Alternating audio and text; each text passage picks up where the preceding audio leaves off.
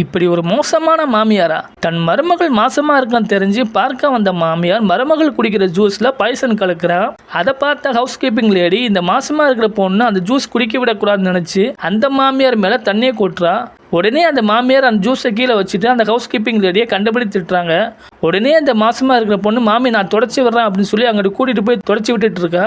இதான் வாய்ப்பா அப்படின்னு சொல்லி அந்த ஹவுஸ் கீப்பிங் லேடி அந்த ஜூஸை மாற்றி வச்சுட்டா. அந்த மாமியார் மருமக வந்து உட்காந்து அந்த ஜூஸ் குடிக்கிற நேரத்தில் அந்த மாமியார் பார்த்துட்டா நம்ம கையில் உள்ள ஜூஸ் தான் இவ குடிக்கணும் அப்படின்னு சொல்லி அந்த டேபிள் மேலே ஒரு பொருள் எடுத்து கீழே போடுறா. உடனே இந்த மருமக நான் எடுத்துற மாமி அப்படின்னு சொல்லி கீழே குடிக்கிற நேரத்தில் இந்த மாமியார் அந்த ஜூஸை மாற்றி வச்சுட்டா. இதெல்லாம் பார்த்துட்டு இருந்த அந்த ஹவுஸ் கீப்பிங் லேடி இவளை எப்படியா காப்பாற்றணும் அப்படின்னு சொல்லி மயக்கம் வந்த மாதிரி நடிக்கிறா. உடனே அந்த மாசமா இருக்கிற பொண்ணு போய் அவளை போய் எழுப்புறா, எந்திரிங்க அப்படின்னு சொல்லி. இவ எந்திரிச்சு உட்கார்ந்த உடனே அந்த மாமியார் பார்க்குறா, இவ ஏதோ பிளான் பண்ணுறா அப்படின்னு சொல்லி இவளுக்கு தெரிஞ்சிருச்சு. இந்த மாசமா இருக்கிற பொண்ணு அந்த ஹவுஸ் கீப்பிங் லேடிக்கு அந்த ஜூஸை கொடுக்குறா. அந்த ஹவுஸ் கீப்பிங் லேடி வந்து குடிக்கிற மாதிரி குடிச்சு கீழே துப்புறா. அடுத்து அந்த ஹவுஸ் கீப்பிங் லேடி சொல்கிறா இது க்ளீன் பண்ணணும் அப்படின்னு சொன்ன உடனே இந்த மாசமா இருக்கிற பொண்ணு நான் பார்த்துக்கிறேன் அப்படின்னு சொல்லிட்டு கிளம்புறா.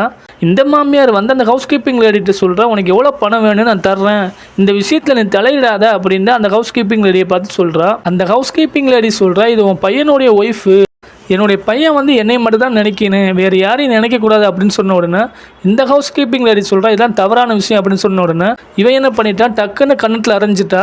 அடுத்து இந்த மாமியார் வந்து ஃப்ரூட்ஸில் மாத்திரையை நசுக்கி அதை மிக்ஸ் பண்ணுறா. இதை மறைமுகமாக அந்த ஹவுஸ் கீப்பிங் லேடி பார்த்துட்டு இருக்கா. அந்த இடத்துக்கு வந்த அவனுடைய கணவர் நீங்கள் என்ன பண்ணிட்டு இருக்கா அப்படின்னு கேட்க உன்னுடைய அம்மா சரியில்லை அப்படின்னு அந்த ஹவுஸ் கீப்பிங் லேடி சொல்கிறா. வா எங்கள் அம்மாட்ட கேட்பான் அப்படின்னு சொல்லிட்டு அவளை கூட்டிகிட்டு போகிறான். அங்கே போன உடனே இவ ஏதோ சொல்கிறா அப்படின்னு சொல்லிட்டு அவள் அம்மாட்ட கேட்க இவனுடைய அம்மா சொல்கிறா என்னுடைய கம்மல் எடுத்து வச்சிருக்கா அதனால அப்படி சொல்கிறா அப்படின்னு சொன்ன உடனே இந்த ஹவுஸ் கீப்பிங் லேடி வந்து அந்த பையன்கிட்ட பேசிகிட்டு இருக்கும்போது அவளுடைய அம்மா யாருக்கும் தெரியாமல் அந்த கம்மலை வந்து அவள் பாக்கெட்டில் போட்டுட்டா. அடுத்து அந்த பையனுடைய அம்மா சொல்கிறா நீ செக் பண்ணி பாரு அப்படின்னு சொன்னா இவ செக் பண்ணும்போது அந்த கம்மல் இவ எடுத்துட்டா. இது எப்படி வந்துச்சுன்னு எனக்கு தெரியல அப்படின்னு அந்த ஹவுஸ் கீப்பிங் சொல்ல அந்த இடத்துக்கு அந்த மருமக வர்றா. இந்த மாமியார் வந்து இந்த ஃப்ரூட் சாப்பிடு அப்படின்னு சொல்லி அந்த மருமகள்கிட்ட கொடுக்க அடுத்து இந்த மாமியார் வந்து அந்த ஹவுஸ் கீப்பிங் தனியாக கூட்டிகிட்டு போய் பேசிகிட்டு இருக்காங்க. ஒரு சவுண்டு கேட்குது, என்னன்னு சொல்லி உளவி பார்த்தா அவனோட பையன் கீழே படுத்து கிடக்கான். என்னோட பையனை நீ கொண்டுட்டா அப்படின்ட்டு அவன் மருமகளை பார்த்து பேச டக்குன்னு இவனோட பையன் எந்திரிச்சிட்டான்.